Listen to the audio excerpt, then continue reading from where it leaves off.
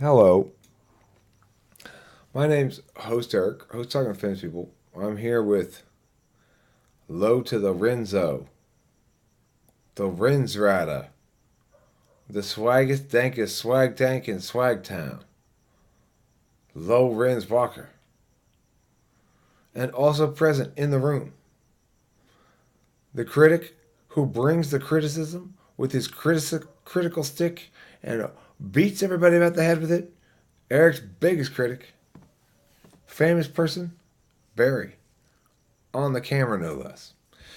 So, when I said at the outset I'd like to talk about kindness and consistency, I did so because earlier in the day I received a comment that accused me of saying unkind things.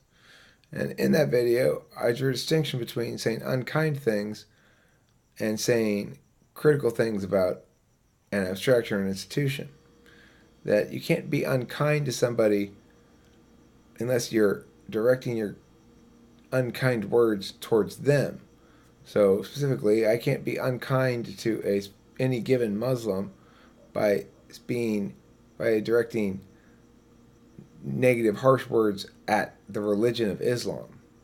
Just like you can't say something unkind to me by saying I, people, men, white 45-year-old men with beards are awful people because it's not directed at me at the end of the day. You do include me in the group, and I would be right and righteous and just to critique your group, your tendency towards group designation and your description of that group. But I would not be correct to say that you said something unkind to me.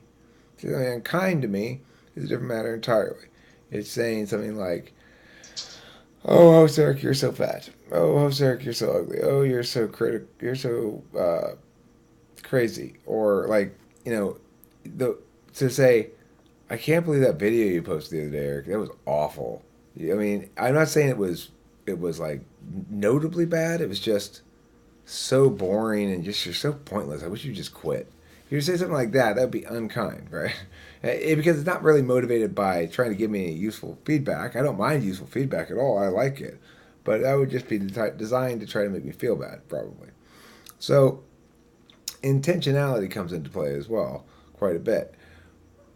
I understand that some viewers, I'm sure plenty of non-Muslim viewers, find some of my stronger anti-Muslim language perhaps off-putting, or even find themselves instinctually, reflexively, and thoroughly disagreeing with the strategy and the idea of doing that. And I want to say that I think that your disagreement regarding that is a totally viable position. I'm not saying anybody should watch those videos. I am saying, however, that what the word I affirm the words I say in those videos. That's why I'm reaffirming them now. I affirm those words. At the end of that process, I did not feel, in retrospect, after I thought about it and looked at the comments and stuff, like I had done something regrettable. Like I had acted on impulse, and like I sometimes do. If I bust some commenters' chops, I feel bad because a lot of times I'll think I was being unkind, maybe, right? If I bust someone's chops who's commenting about, I don't know, whatever. But in this instance, I didn't feel that way at all. And I'm going to pause here and see if either my biggest critic or my thickest rib pretender, Lorenz Walker, has any thoughts on this.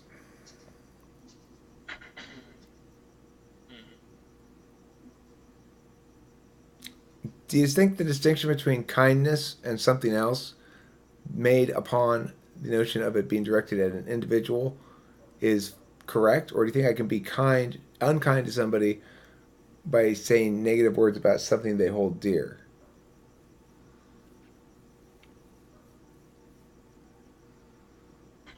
um, well, I think it's because kindness is more relative. So I don't know. Because you should be able to be critical to things that people might not appreciate hearing. I don't know. I don't know anything about consistency or kindness, really. Barry, you got any thoughts? Well, we'll wait and see if Barry has any thoughts. I'll go on to the consistency part. So, for me, one of the arguments I made in response to Crescent Shamrock, who was appalled by my behavior, um, was to point out that I can't show a Muslim any respect at all if I'm engaged in some sort of special Muslim coddling ritual because I assume they can't take it, right?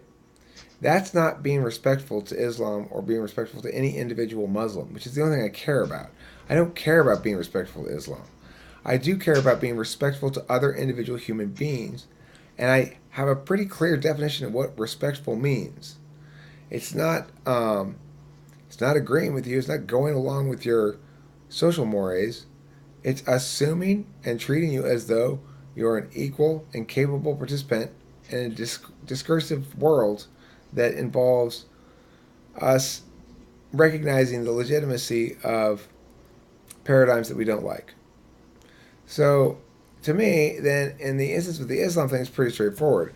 I have to be consistent. I'm not going to start lying and holding back what I actually think about shit just because some people say it's a particularly hot button topic or because some of my viewers, whom I really like and do respect, uh, like Widad and KG and stuff, that I know that they view it as me spitting in their face. They're like, Eric, we've come here, we've watched some of your videos, we've commented on stuff, we like you, we've been cool, we've been, you're an anti-Muslim person, but we're so open-minded, even knowing that, we come here and we just sort of skip over your anti-Muslim stuff. But this is too far, Eric, you've crossed the pale here. And you're basically just spitting in our face, saying you're not welcome here. But I'm not doing that, and I'm not saying that. You absolutely are welcome here. And I do respect you. And because I respect you, I expect you to understand intuitively and apply automatically the distinction between that which is words attacking an abstraction or an idea or an institution or something and words attacking another individual human being. They're very different. I've done both. I do both. In this instance, I didn't do the latter. I did the former. Understanding the distinction is hugely important then because there's nothing to be offended by, right? It's possible to offend me. You can offend me by invalidating the legitimacy of other human beings. It's easy enough to offend me. You say shit like, those people are stupid, the people don't count. Then that's a problem. I slipped up once in one of those videos and said Muslims instead of Islam. It's easy to conflate the two. It's what makes that kind of rhetoric risky, right? It's risky rhetoric to start calling out Islam and saying, these people are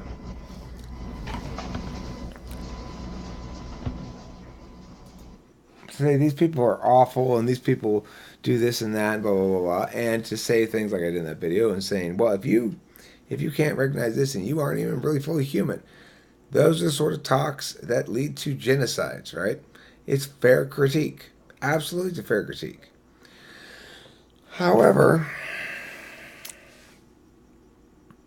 as a general rule, I'm extremely careful with what I say. And I'm not actually advocating at any point for any violence against anybody. In fact, I don't think I've ever advocated a violent course of action.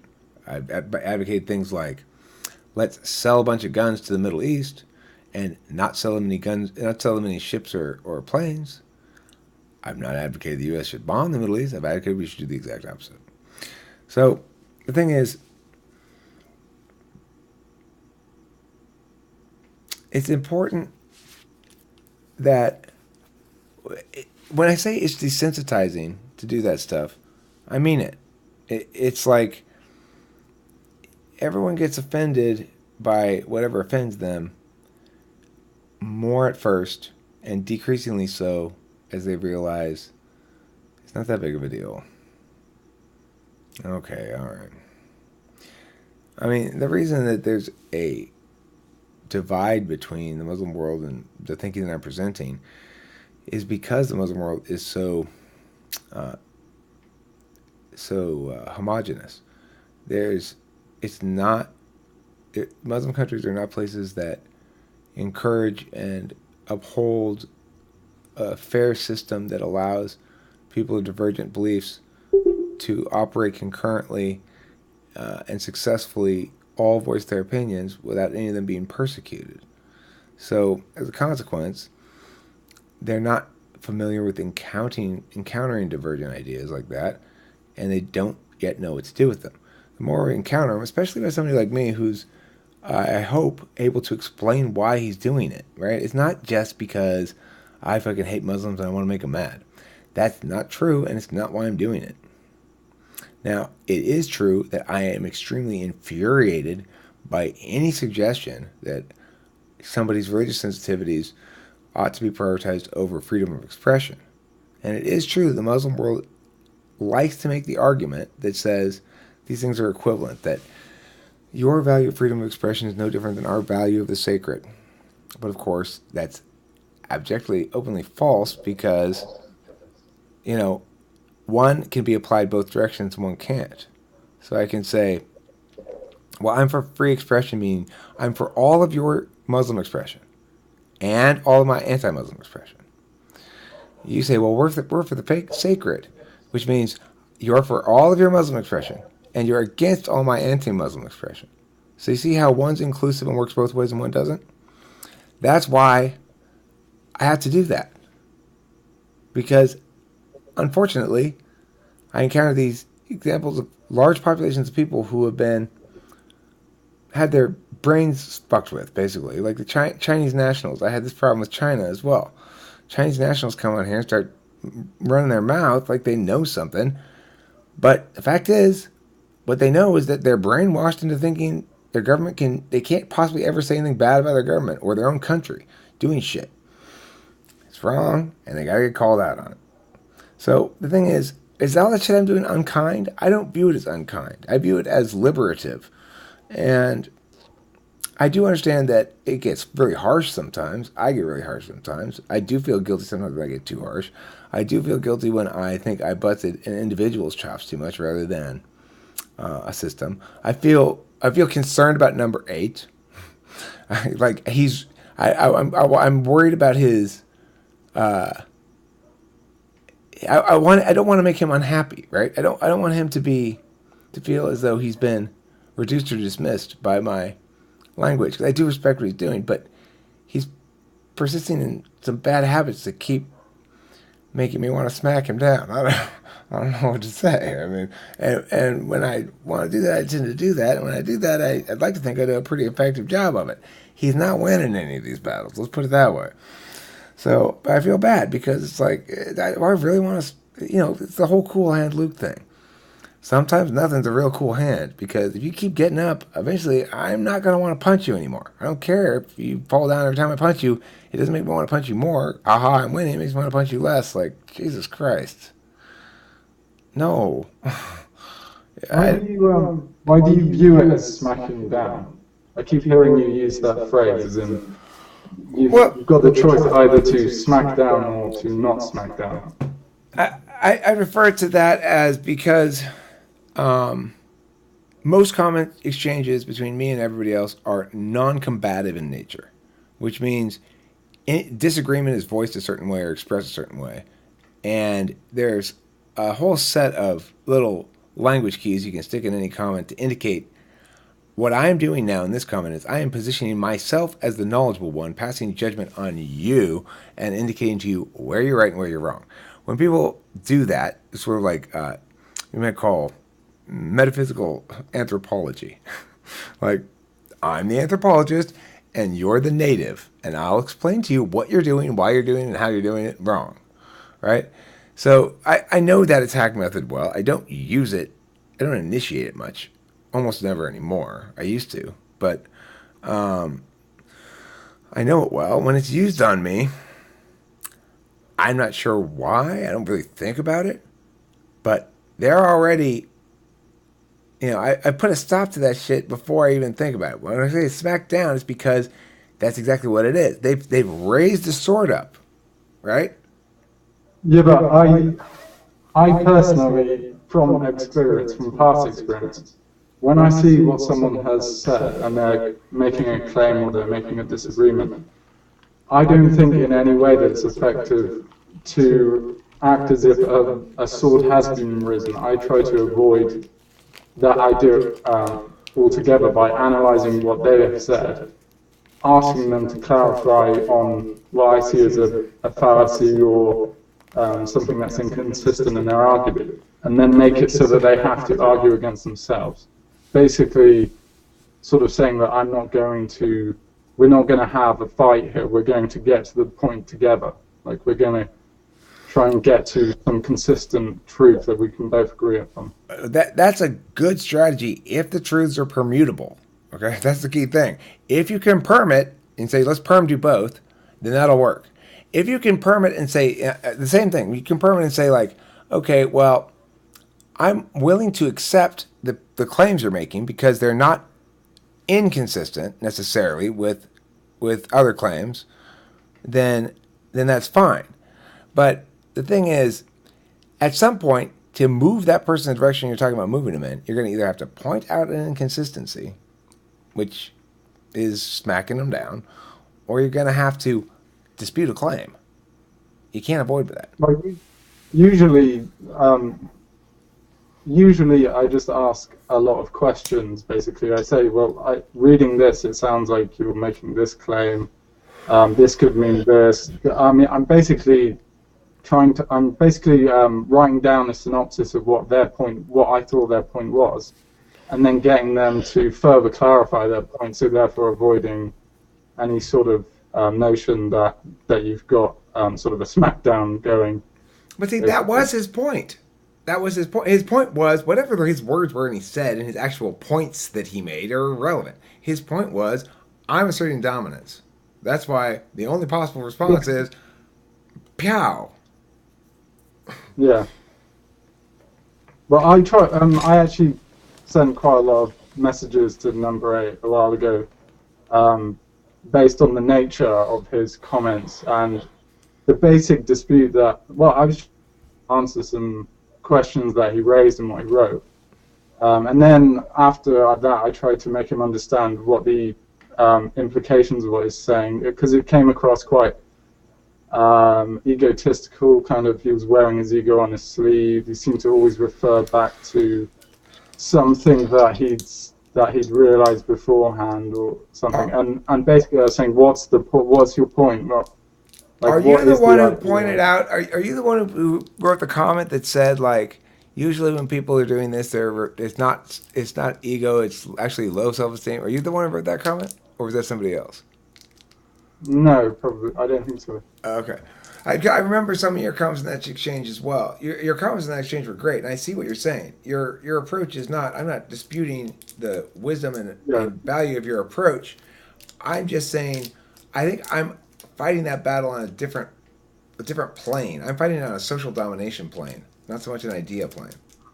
Like, I'm trying to point out to him that, like, what the implications of what he's saying to get him to agree or not, basically. I can't really explain it. I'm not doing a good job right now, but the way that I go about a situation where I want to where I want to be right or where I want to invalidate someone else, is I'm very careful not to make it look like it's an insult to their intellect or their point in general. I want to show them that I want to understand what they mean. So normally I write down sort of a paragraph of what I thought they said and blah, blah, blah. And so I kind of analyze the point first so that we can actually get to the point quicker. Although what I'm saying now is pretty incoherent. But. Well, I mean, I like the idea in general. I think I have a habit of letting them lead the dance, right? One area in which I'm strangely vulnerable is it can be, if you know how to push them in the right order, it can be kind of easy to push my buttons and to get a response out of me, you know? So in that instance, I think he's pushing the right buttons. He's rolling in with that character, that mildly exacerbated by your slowness, pedantic bringer of corrector of Yeah. wrongness. But the thing is that character is a character I know very well. I've been that character. I still am that character sometimes. And if you're gonna do it at all, it's not a character you play loosely, right?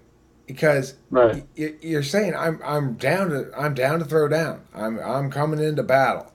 So in that on that ground, I do feel bad sometimes. I go back and forth on number 8, right? I sort of feel bad, but then I walk through the logic of it and I think, the lesson to be learned here for him is, check that swagger unless you got the weapons to back it up. Yeah. You know? Because whether or not he was actually being egotistical, whatever, negative things, maybe he was just doing it because it's effective, right? But he made that argument, well, it got you talking, didn't it? But also what he didn't take into account, which I actually demonstrate, is that the majority of people will use cognitive dissonance or like mechanisms instead of like I did. I spent quite like half an hour maybe analyzing what he was saying, and so I could get to the point where I was like, well, maybe he's just doing it because it's effective. But the thing is, realistically, most people will look at a point, they see the consistent tones of this guy's being negative, this guy has no point, I'm confused, and they just discount you. And he kept mentioning that people like never listen to him and all that, and I was saying, well, that's because consistently throughout what you've been writing, you're highlighting tones of just negativity and discounting people's opinions and things like that, and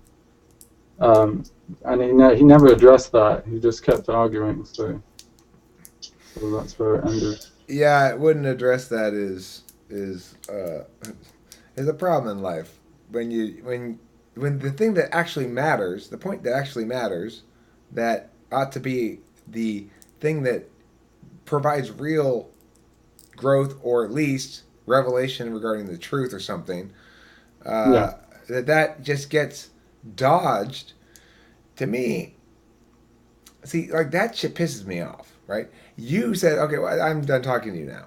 To me, that earns another 4 hours of ranting videos because it's like I just can't tolerate it when people don't respond to my points and then continue to make their own points, even though I've Well, answered what I them. did for me, what's the word?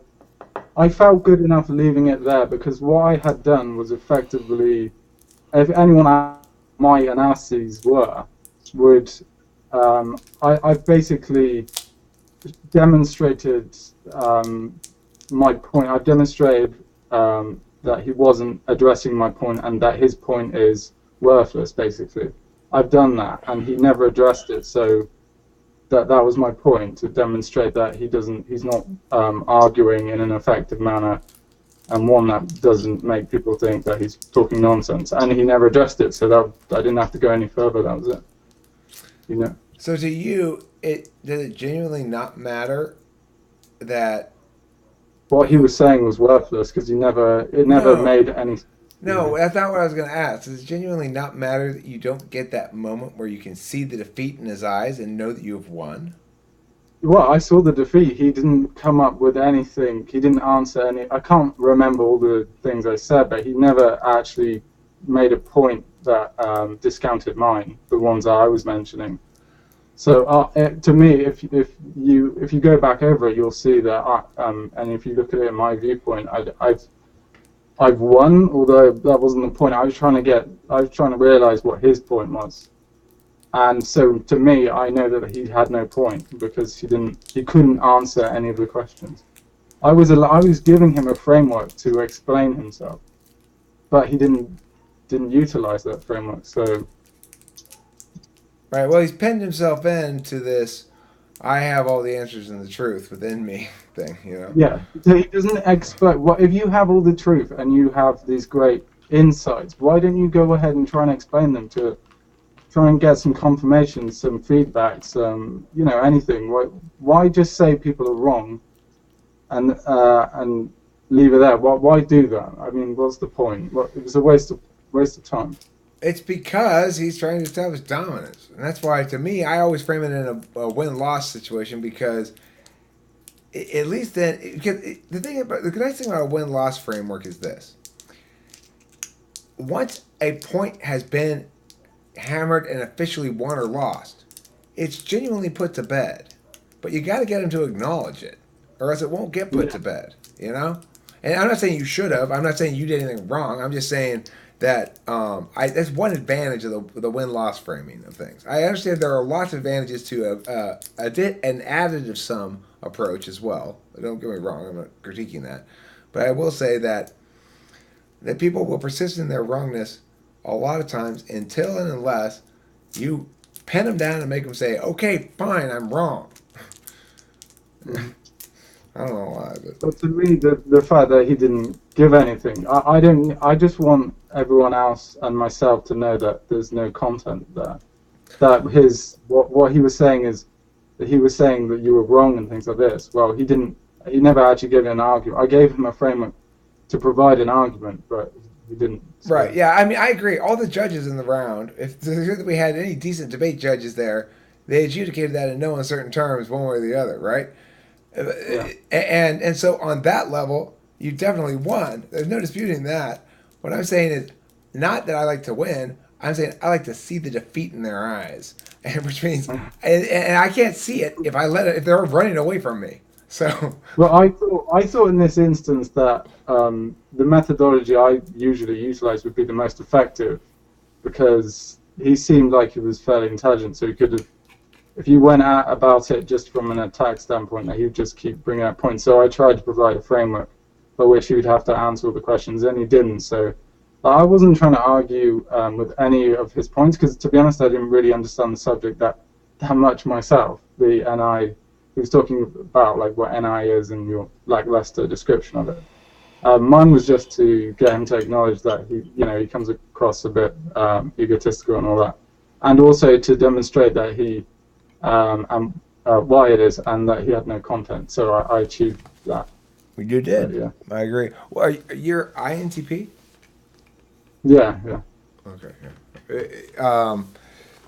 I don't remember that. It's just my conclusion from the talking we've just had right now. Is that you must be INTP because you talk like an NTP. You know, you've got that whole NTP analysis of the situation as well, and you've got the INTP approach, which is why INTPs roll their eyes at ENTPs. Because ENTPs are insistent on doing something that is not the most logical way to do it, and it's not the most efficient way to do it. It's not the most effective way to do it, but it indulges the ENTPs. Yeah. Well, it's a lot quicker. It's like you can go on to you have so many videos each day. I couldn't do that because I would spend more time sort of refining one idea, one perspective. And if you look at the comments on the YouTube, it's illustrated there because I wrote so much just about what he was writing and things like that, and basically analysis TI, which is the disadvantage to heavy users in NE basically. Say again. I missed one word. You the TI. The TI. That basically what I was saying is that I do roll. I think TI users roll their eyes at any or secondary TI because they don't actually fully analyze a point. They don't sequentially and logically go about doing things, but that has a massive disadvantage compared to the scope that you can have. You can go over several things.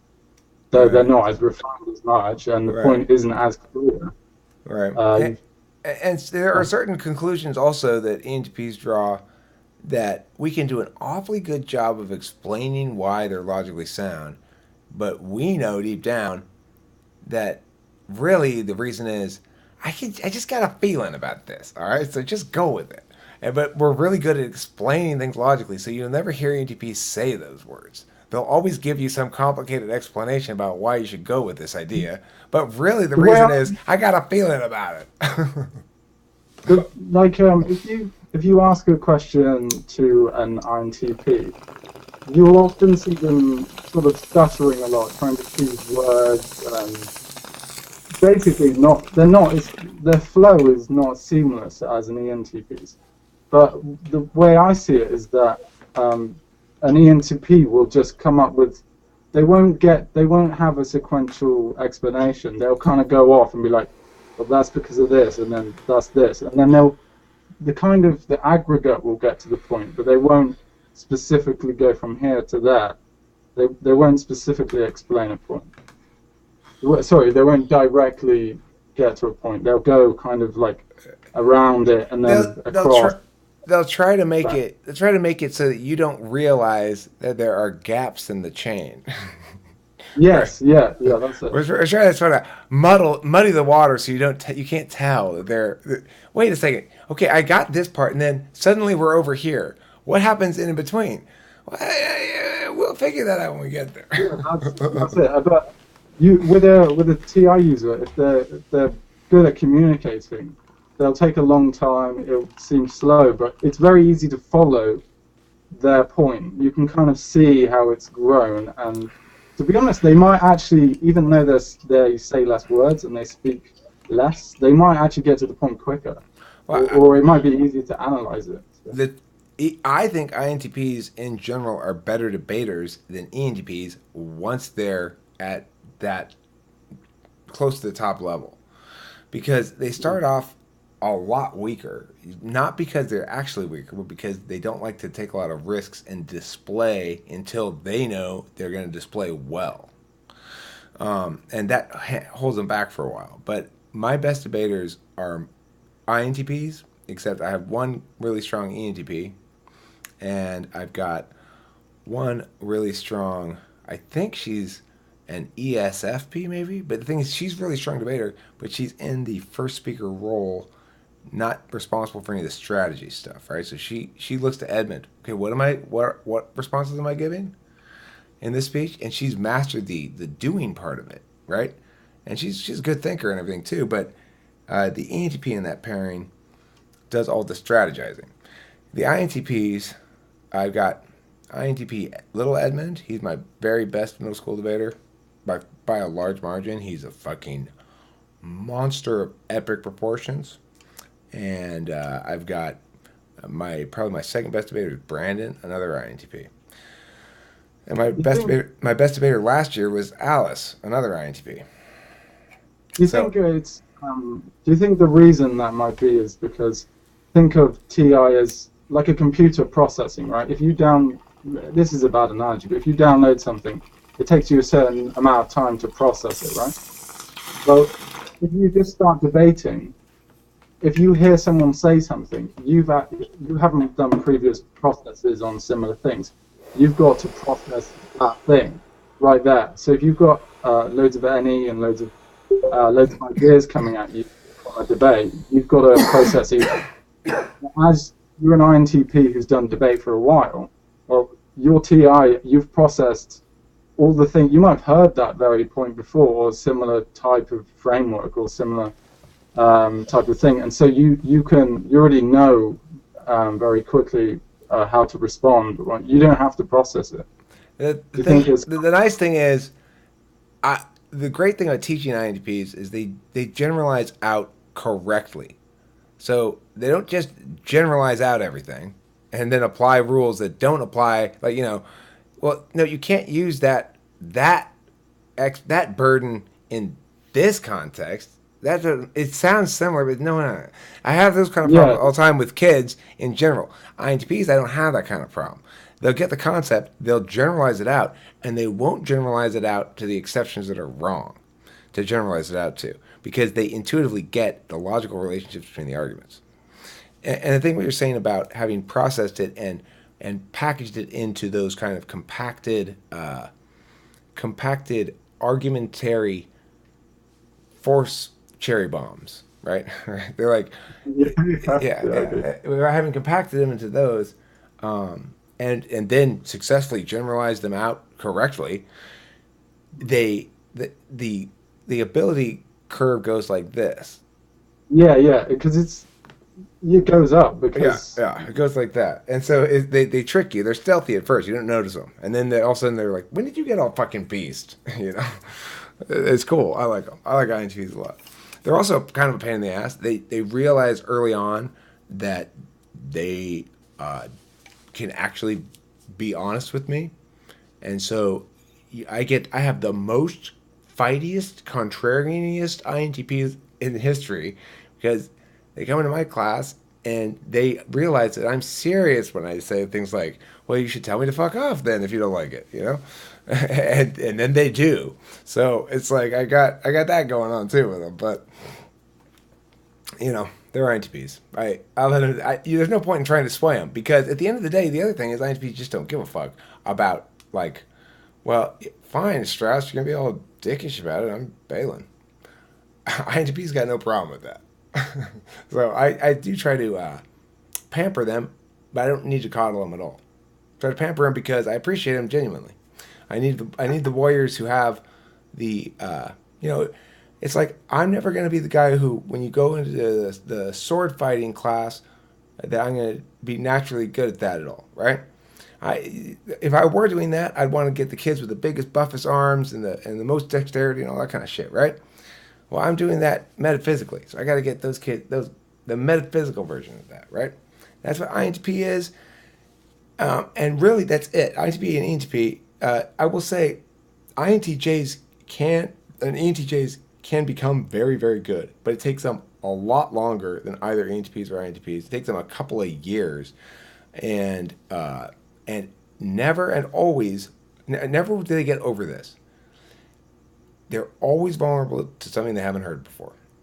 ENTJs and INTJs are always vulnerable to something out of left field. That's why ENTPs mop the floor with them in any kind of debate round. Because who's the best of all types at coming up with this random shit that nobody in the room has ever thought of or heard of before, completely out of left field, that is bullshit, but that nobody can quite figure out how to say is bullshit in the time remaining, and that somehow wins the round. It's like that's the one quality the ENTPs have above all other debaters is things coming out of nowhere. If you can, but you can't rely on that every time, right? It just sometimes it happens, sometimes it doesn't. In a debate, so you've got an ENTP and he makes loads of points on the subject that you're talking about. If say those points, if you had a TI user who thought about it for a few days, he comes back and says, "Well, that's actually incorrect." Imagine you have an ENTP going against an INTJ and an ENTJ. Well, they don't know if that point's valid or not, right? So, and if you make it sound like it is valid, then, and they don't understand the point, then they can't prove that it's not right. Can you win in a debate by making making it look like you've won, and the other person has no argument, or does the person judging it actually go over points and see if they make any sense? Or have I got the whole format? The way it works is like this. It's a turn-based game. Like, are you familiar with the old board game Othello? No. Okay. It's a game where there were checker circles, kind of. One side's black, one side's white.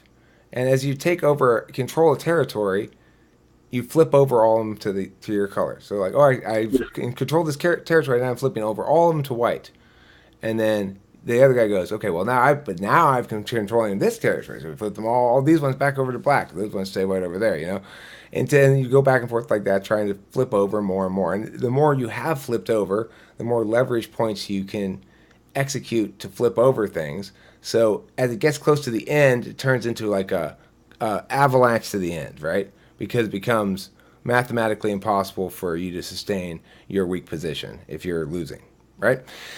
It works the same way in debate. So the thing is, you've got a framework, which is you have two competing frameworks in the round, and there are three possible outcomes. My framework might be whoever saves the most lives should win the round. Your framework might be whoever protects rights the most should win the round.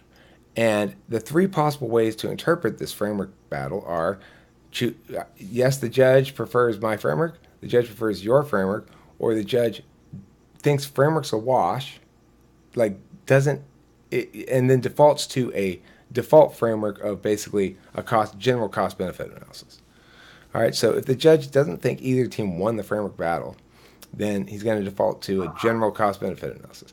Now, if one team does win the framework battle, so let's say you win the framework battle, that we should evaluate the round on rights, not on predicted lives saved. Then if I have proved successfully that my wave saves the most lives, but you've proved that your wave protects rights the best, then you'll win the round because you won framework, and the judge agrees with you at that point, then because you won that argument chain, that he should judge the round according to who has the biggest pile of rights impacts, and therefore the lives impacts won't matter, right? Because if they did matter, that would mean that he won the framework battle. Those two things can't, yeah. All right, so then there's that. Now, as far as the argument chains go, it's like, let's say I start an argument that says this. We should apply the probable cause standard to students in schools instead of just sticking with the existing reasonable suspicion non-standardy thing that we got. We should apply probable cause is a better rights protector, and the reason is, my first argument is because in the status quo, reasonable suspicion allows too much violation of students' bodily integrity rights. That's the first argument in the chain. Now, what I've done there is I've established certain things. I've established one, onto the flow. I've established, meaning that these are points that are sitting on the argument chain. So I've established that that in the argument, in the card that I've read, the evidence system I've read, that in fact students are having their bodily integrity rights violated. So there's an example of a strip search and some other bad search like that, you know. And so then I've also given you a reason why that the rights are violated. It's because reasonable suspicion. Reasonable suspicion isn't a strict enough standard. That's my warrant, my reason why the impact of more rights violations is justified. All right, and then, so those things are established on the flow. Now, let's just pretend all we're doing in this round is arguing this one argument chain. So then in the next piece, the neg would say, well, it doesn't matter if it's violating bodily integrity rights a little bit, because our rights framework doesn't apply the same to kids as it does to adults. That kids, in fact, have fewer rights. And then maybe I'd come back to the other side and say, well, that's a claim. I hear a claim, but no warrant. You said they have fewer rights, but you haven't warranted it at all. And so then the other person goes back and says, well, it's because they have limited capacity to consent. The ability to exercise rights is really an ability to consent, to be a fully consenting individual. And for because of a lack of being fully informed primarily, kids cannot meaningfully consent to things, and that's why they have fewer rights. And so then I'd come back and say, this metric of capacity to consent to enjoy rights to be free from bodily integrity violations is an odd warrant indeed, Judge, because if you think about it, and if you actually listen to what he's saying that the reason you can violate my body is because I'm not capable of telling you I don't want you to do that. But I clearly am capable of telling you I don't want you to do that, because you have empowered the school system has empowered the school administrators to violate my body based simply on a reasonable suspicion. What I'm saying is I don't like that. I'm expressing to you that I don't consent to that, and you've not given me any reason why I am not capable of executing consent on that. You haven't shown me that I am, in fact, not fully informed enough to consent to this matter. I clearly am fully informed, since I'm making all these arguments in the debate round right now to you. I must be informed about them, right? So why then, you can't just say, I have fewer rights because I'm not capable of consent, and then say, it doesn't matter if I'm capable of consent in this instance, I still have fewer rights. So which is it? Am I incapable of consent and therefore do have fewer rights? Or am I actually capable of consent and your warrant is bullshit? That's right. And then you go down the next chain. And so it's like, what the judge should be doing is tracking these argument chains the whole way through. Now, usually an argument will go off on. So it'll be like, okay, now you get those impacts. Oh, now you don't get those impacts. You get those impacts. Now you don't get those impacts. Sometimes it'll be turned. You get those impacts. No, I get those impacts. No, you get those impacts. No, I get those impacts. That's turned, right? Sometimes it'll be modified. So it'll be like, you used to have global nuclear war as an impact, but now it's just nuclear war in Mexico. Who decides the framework that you choose? Because some frameworks um, might be better than You, others. you choose whatever you want. The thing is, you have to be aware of the nature of rhetorical slopes. So if you choose an outrageous framework, you've got a much steeper hill to climb to convince everybody that this should fly. So if I say, we should judge this round on whoever says the word bird the most. Bird, bird, bird, bird, bird, bird, bird, bird, bird, right?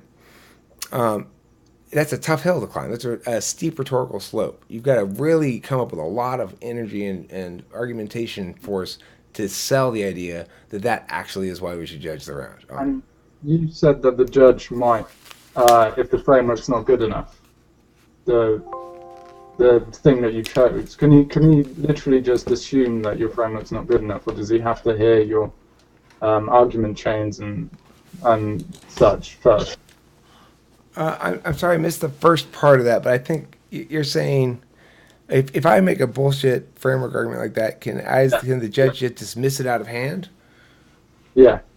They're not supposed to. I mean, judges have some debate events that are more like policy. The judges have to submit their paradigms, and it's a system where the debaters all say how much they like each judge, and this is a top level circuit debate where you get a lot of the same judges because only a few people. There aren't very many people qualified to judge a policy debate. So it's like my paradigm just says blank slate, which is how everyone's paradigm should be. It means I assume I go in pretending I know nothing except what I need to know to understand what you mean. All right. So if you make the argument that we should do that and you warrant it, you do have to warrant it. You have to provide a reason for me. If it's unwarranted, I won't count the impacts. If you just make a claim and then it's just claiming some impacts, like because if we do your thing, it's going to kill 50 million people, but you don't provide any reason why or how, I won't count those impacts. But if you do warrant it, even if it's a crazy warrant, if it's a legitimate warrant, that is to say, it's not like there's some sort of causal link established. Not like, well, we should blow up China because I don't like their shoes. It's we should blow up China because current shoe production in China is causing an economic collapse in Kansas, which will spread outward and lead to global nuclear war. Then fine, if you make that ridiculous argument, no problem. You got global nuclear war and your impacts now. Of course, the more ridiculous the argument is, the less your opponent has to say for me to cross off the flow. So if it's a ridiculous argument, if it's ridiculous enough, because if we do that, the moon will fall on my head. All your opponent has to say is, that's ridiculous. To me, if I'm the judge, right? Because it's completely ridiculous, and it's all the opponent needs to say, and it's obviously true to me, so I'm going to just accept that as a rebuttal. The extent to which the ridiculous argument is warranted well requires then the opponent to answer it more well, and if they do, I will knock it down. It's not standing at that point. Okay, it was standing, he had global nuclear war. He gave a good rebuttal. He said, actually, I have two answers to why the link between shoes and global nuclear war is not accurate. The first is a systems analysis answer, and it talks about how single factors. The second is that if that were the case, it would already have happened because the shoe thing has been persisting for the last 20 years and nothing's happened that indicates that it would be the case, right? So like there's two different wars. So now it's knocked down twice. So let's say in the next speech, the other guy comes back and says, nuh-uh, that 20-year thing's false, but doesn't answer my other dispute, but doesn't answer my systems answer, it's still knocked down, okay? Because Yeah. and it's still knocked down even if no debater references that argument chain again in the round. But I always tell my debaters, and good debaters always do this, they have to walk the judge through the flow. So in the speech, the debater should say something like, Judge, in response to my opponent's first contention, I provided two rebuttals. He answered the second rebuttal, and I've attempted to answer that rebuttal in the summary speech. However, he dropped the first rebuttal, and therefore it stands. Because that rebuttal stands, his impacts are not standing. It doesn't matter what you think about that other rebuttal. So cross that off the flow, Judge. Now let's go on to the next thing. That's what good debaters do, is they walk the judge through the judging process, basically. It's quite a very complicated process, actually, of how it's all set up, but it makes sense. Yeah, that's pretty awesome. It's I wish I did. fun, dude. It's super fun. You could do it for sure. Look, I tell INTPs and ENTPs this. This is the only people I ever say this to. I don't care if you have any debate experience or not. You can coach debate. I hired Zachary. He had not done one speck of debate shit, and he came up with brilliant case strategy for me for nationals. Now, granted, it turned out to be possibly a little too dense, but it got less dense as it played out as we tweaked it. Massaged it into a more Right. what Dense. economy of language. Kimball, my former INTP business partner, who was state champion policy debate back when I debated back in the late '80s, uh, and she and I had some throwdowns. Oh my God, anybody watching Kimball and I hang out for like I don't know an hour or two would conclude either that we were in love or that we wanted to kill each other, neither of which was really necessarily true, but we had very passionate arguments, right? And they were always about public policy shit. They weren't like, you didn't bring me a cup of coffee? Why not? It was all like, how can you possibly think that you should blah blah blah blah blah? Campbell is fucking crazy. And then she's just like, but she's an experienced policy bishop, state champion, right? So she could hang with me 100% of the time. And she debated like water. It was so fucking difficult to pin that woman down. Drove me crazy. Uh, but, I could hold my own too. So, anyway. I liked Kimball a lot. The, I don't have enough to really talk about this, but won't the ultimate solution to public policy come from systems analysis and systems thinking? Where you can, because the systems, if you think about, the way I think about it is the way the world, well, everyone's competing against one another, there's inefficiencies everywhere. And there must be a more optimal system in which like everyone would be happier and there would be more everything would be more functional, more research would be dedicated and things, and there would be an equation that we'd all be, the goal for in one country becomes specified in this. And what I'm saying is, don't you think that that the ultimate solution would come from everyone kind of analyzing the system and redesigning the system in which the world comes from? Probably impossible though for that to actually happen. I think the way it needs to be is like the internet. So we've got to take public policy issues and break them into segments of public policy issues and make an app for that. So instead of thinking about homelessness as a problem, you think about, okay, on Olive Street in my small town, which is taking government action as a local community, Olive Street has a couple of homeless guys, Tom and Steve. They're the only homeless people in this small community because we're dealing with shit on that small of a level. Olive Street, Mm-hmm. right? Now we're going to solve this problem, and we're going to solve it by breaking it into every single teeny little component of homelessness that you can think of, and then having some like wiki kind of thing that allows people to uh, generate and execute and figure out plans that are criticized. So it's like, well, how about we do this? Well, there's a public sort of adjudication process. Well, did you consider impacts to rights? Did you consider this? Blah, blah, blah. And there's somebody who's a fully qualified, certified, quadruple licensed bullshit caller. I feel qualified to do that myself. If I'm listening to this public policy argument, I can be fair. I'm not necessarily going to always side with the libertarian thing or anything like that. I will say, okay, well, here are your rights impacts, and here are your predicted utilitarian impacts. And you see they do, in fact, conflict. The predicted utilitarian impacts suggest that if you were to measure pure line impacts, that you should side with the utilitarian position. Here's the rights position. It suggests otherwise, and here's why. You guys know my position on it. But I can give you an objective assessment of the shit without advocating my own position, right? We need that guy. in the room, like in the wiki, Mm-hmm. flowing around, and everything's got to be. It's got to be all the issues ought to be debated out in full, with with rendered decisions, like by With official. all the professionals as well, with all the people who have specialized knowledge on each aspect of the idea or the policy itself Well, as see, well. I mean, I think that's part of the contention level argumentation. So it's like all that stuff. Those experts deserve and ought to be listened to in accordance with the accuracy of their information at the contention level.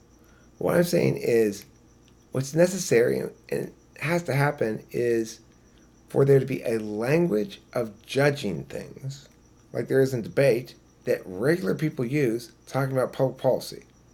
So that when somebody says, we are too great a nation to see hundreds of thousands of hardworking Americans, meow, meow, meow, meow, meow, meow, everyone goes, okay, so what's the claim here that we're too? I don't even understand what I can't distinguish between your claim, your I don't hear an impact. I can't distinguish between your claim and your warrant. It sounds like complete fucking bullshit to me. Is it legal? We need a population who has become fluent in the language that one has to have in order to actually Yeah, meaningfully respond to things. yeah, yeah, exactly. So yeah, I don't know. Well, I mean, like going a bit off on a tangent, but the way public policy is now and politics in general is, well, the system in which you get elected so that you can actually put in place a lot of policies, you have to pretty much go down these non-optimal routes for stating your policies, like the way Hillary Clinton and things like I that, like the way I they have to make their I points disagree. to generalize and I stupid like that because the system self-sustains itself, meaning that you have to do that, otherwise you lose the votes and therefore you don't get elected. So we need to mess with the system itself to optimize it, not anything else. We have to find the leverage points in which to make a change to which the system self-sustains itself. okay. I don't know if you. I agree with you completely. And here's the leverage point I suggest is this one to start at. The leverage point is meta-analysis of the words you're saying. If you're a politician, like I want to run for president still, and um, I, I, I don't plan on bullshitting, right? And I plan to use, I plan to use what Trump has successfully used, which is this sort of like, just fuck these people kind of attitude, right? But in Trump, it appeals to a lot of different people. All of them are idiots. I mean, the people who support Trump and aren't idiots support him despite that shit from him, right? Not because it represents some quality of wisdom or something. But there is a certain appeal and I think satisfying sense of finality to that kind of attitude, right? However, if it's not mitigated by genuine awareness and actual intelligence and actually caring about people and actually having morals, then it's worthless. Mhm. So, what I think I potentially have the ability to do as a candidate, and it's something that needs to be done, is Huh? not play the game and say instead, here are my policies, and but more importantly, I'll be quick about the policies. I'll answer any of your questions, whatever you want. I don't care. But the most important thing I want to talk about is let's talk about these words that I'm saying and these words that they're saying. Because they're telling you a Yeah, bunch of lies, and I want to explain to you exactly why. I want you yell at me and challenge me all you want. I want all of you to question the shit out of me. You know how they avoid those questions? I want to answer them all. Answer them. Ask me. You should be asking them yeah, too. Why aren't they answering them? but that strategy, obviously, if you were suddenly in a position where you were trying to win in the election cycle, you probably wouldn't get elected because there's a reason why they don't do that. The And first so time. how do you make that? How do you make it so that people do that and they get voted for doing that? Well, you either have to change culture, you I have to won't. have a regular party that enforces somebody to start for people to have to do basically a debating style, or you have to be an outsider and you have to come up with. You have to be an outsider, and you have to somehow generate sufficient discursive splash to get enough people's attention. If I could do that, I will win every single slap fight, scrap, punch fight, stab fight. I will win them all. There was an example. I don't know if I should bring it up, but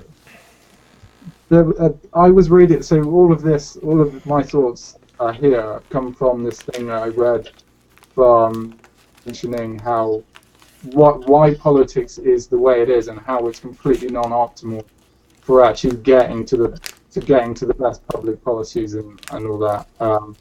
And it says this is why it's shit because of, and you have to be shit because of this. And then it referenced an island, I think. I won't bother. But it basically said that the only way to change the system is to analyze. They showed you a diagram of how politicians get elected, and that's the thing that keeps the cycle going. Is the way you get elected, basically. You have to change that. You have to change. You have to find a leverage point on the cycle to change how one gets elected, basically. Well, and this is why I've always said from the beginning when I first decided I was going to run for president, I said, I'm not going to win the first time. One nice thing about the world that we exist in is the system is not only open, it's dynamic, and it's much more dynamic than people think. In other words, badnesses that were commonplace and normalized 10, 15 years ago are unthinkable now, right? Nobody seriously argues that marijuana users are criminal threats to society and that marijuana makes you rob banks and shit. They used to tell us that kind of shit when we were kids, right? If somebody tried to say that shit, some cop came and tried to say that shit, they'd be called out for it, for sure. Because it's a dynamic system, and the rules have changed. Now, with each of those rules, as they change, it's not just something that applies to that moment in the system and that particular aspect and it's fairly minor, blah, blah, blah. It changes the leverage points, too. So now, you can leverage that. And so, the thing is, I don't know exactly, it's impossible to say how exactly it plays out, right? But the key thing is, keep talking.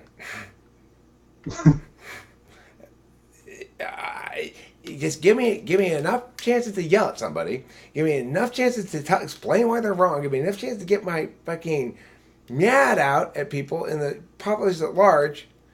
I see what you mean. You're trying to make more of a cultural change, or you're trying to embarrass the other parties. But that's just one of the literally like a million ways you could do that. But the best way is to analyze how it's self-sustaining itself and then change the leverage. The best way of all, though, is I got a gut feeling about this. Let's just roll and see how it plays out. Yeah, current. Yeah. That's my favorite way of going about it because that doesn't require any planning, you see. Yeah.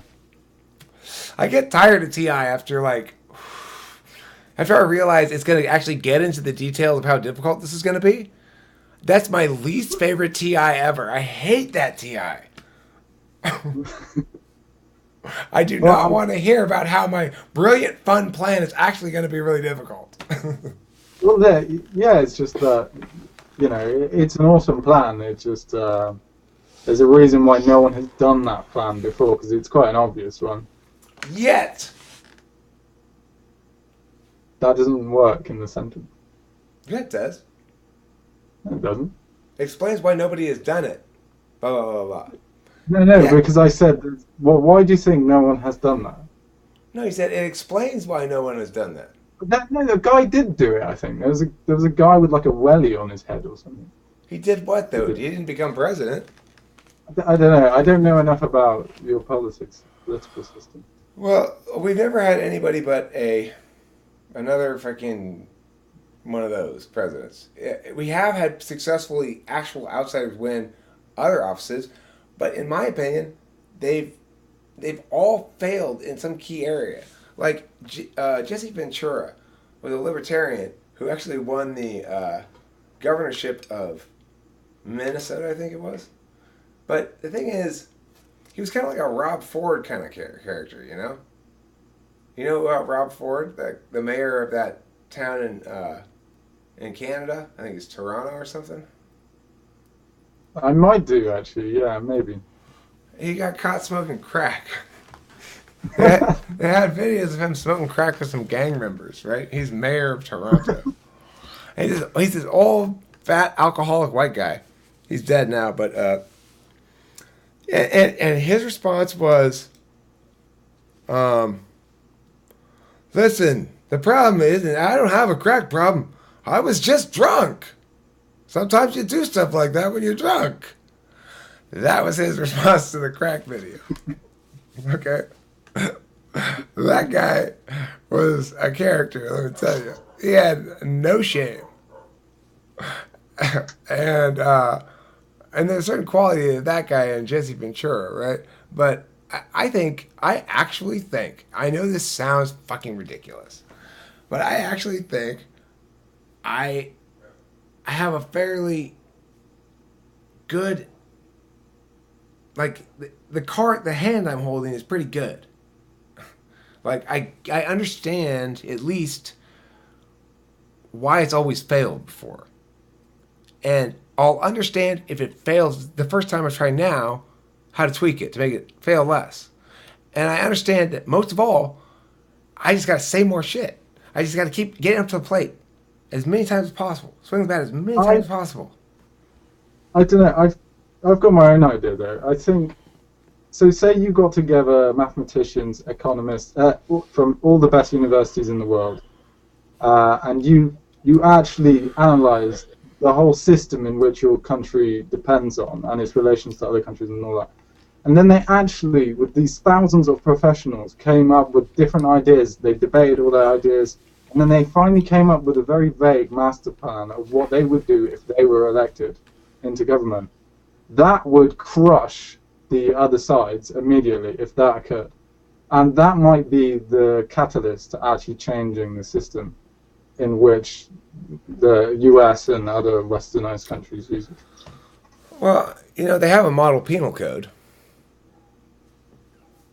The model penal code is basically what you're talking about, except it's a narrower field of people involved in making it, probably a lot more legal professionals.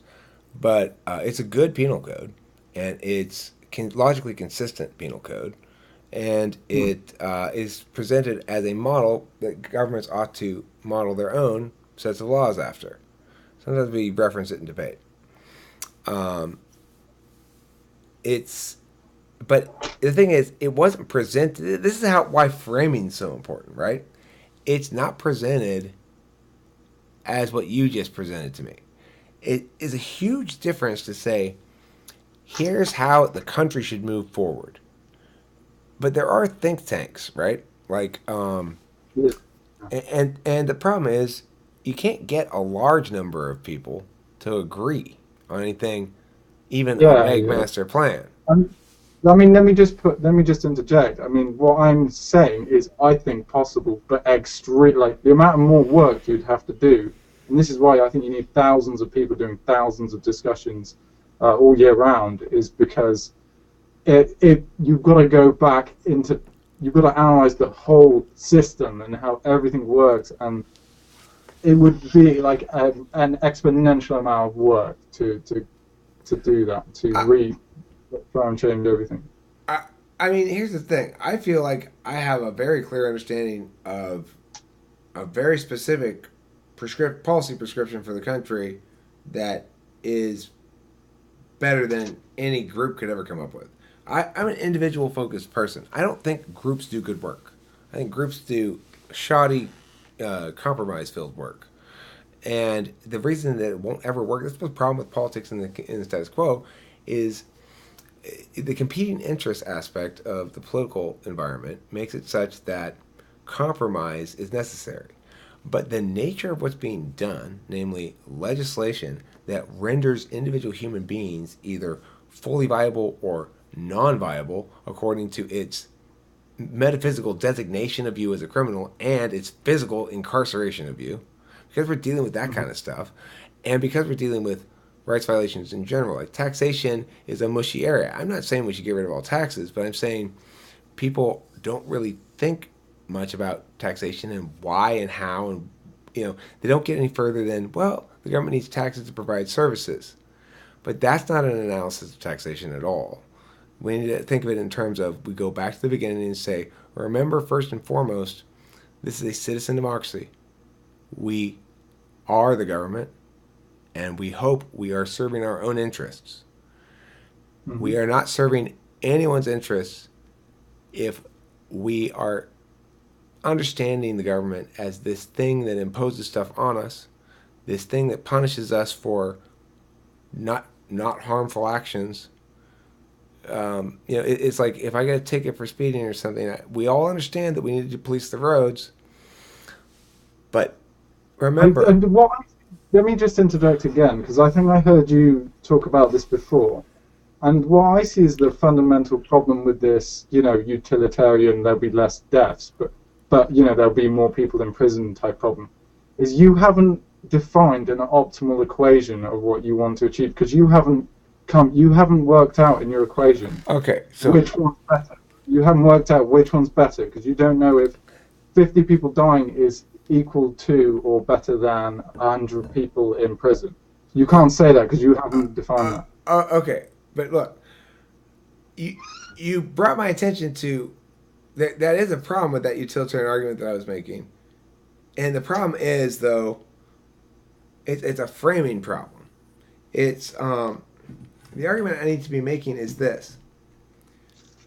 As a citizen of these United States, do you choose to voluntarily pay a $100 fine because you were engaged in some reckless behavior? Remember, we're talking about what we as citizens choose for ourselves. Do we choose this for ourselves? And if not, if we do choose safe roads, if that's the outcome we choose, why are we relieving government of the burden to achieve that outcome in ways that don't take $100 from me? Because I'm not choosing this, but this is my government. This is my citizen democracy. I'm a citizen here. We pay taxes so that I can be assisted by the community with that tax money, not so that I can be seen as a revenue source. You're not different from me. We are choosing to act in commune for the common good. So why should you, representatives of me, be relieved of the burden to achieve the good outcome without making me pay a pound of flesh to get that accomplished? Is there no other way that you can? Who has the burden here? You're saying I have the burden to show that this is actually going to be better than that. No, my position is government has the burden to achieve the outcome without violating people's rights. If they're too lazy or stupid to come up with a good way to do it, then somebody else needs to be in there. When we frame it properly, then I say, Congress, this is a great idea. I love this outcome you're going for here. You need to take this part out because you know what it's going to result in actually is the cops have yet another reason to shoot some black man in the face. It's no other good than that. So we're going to put that part out of there and send it back to me or I'm going to veto the fucking thing. Well, it's framing. They have the burden. Yeah.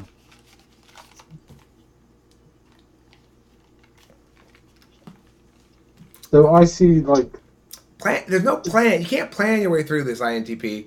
You got to roll your way through it. It's got to be tactical. You got to respond in the moment to every individual situation. You got to acknowledge that some compromise is going to be necessary, but frame it such that you never compromise on the axiomatic principles that actually constrain and limit government.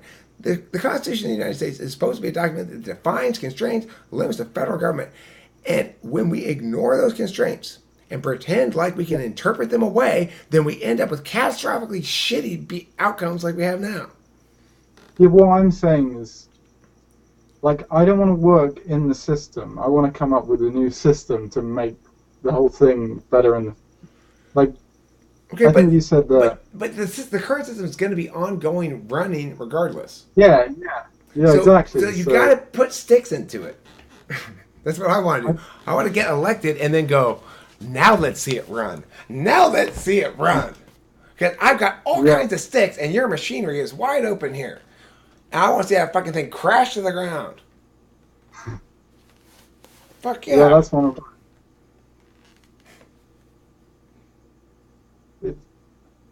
I can't really say it because like what I'm thinking of is way out there, and I don't.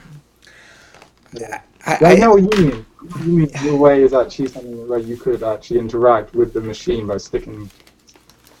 So I see what you're saying, but I think there's a temptation that's risky to think that we could actually plan it. The whole my point is make it more modular, more localized, so that anything that's planned is planned in a little circle, little teeny small circle, and it has competing circles trying to accomplish the same outcome. Let those different little apps of policy behaviors compete against each other for supremacy on a very small pond, and keep all the ponds very small, so that no centralized source of power really is in control of shit. I don't know if that. I don't know if it's. I've got like this NI thing going on right now, but I don't think that's right. I don't think that actually work, and I don't think it's as good as another. I don't think it would be the best solution. But I can't. Then again, I can't agree with you. Is what I'm saying. Okay. I fully agree. Well, I mean, the thing is, for me, local is the answer to. But surely we need some government, don't we, Eric? Of course we do. And I understand that certain things must be federalized.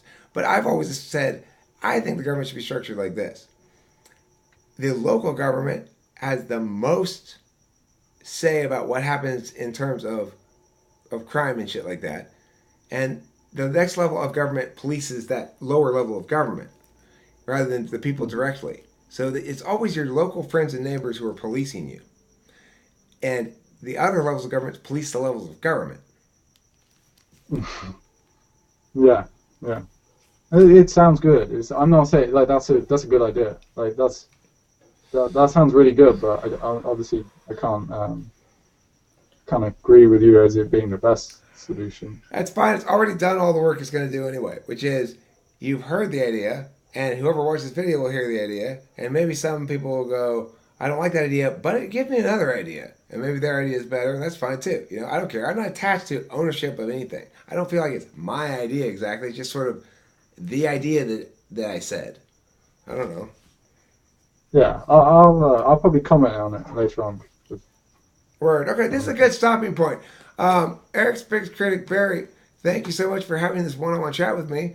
I never put up the announcement of this meeting because I was about to do it when we were in the middle of talking. And I was like, no, I'm enjoying the conversation.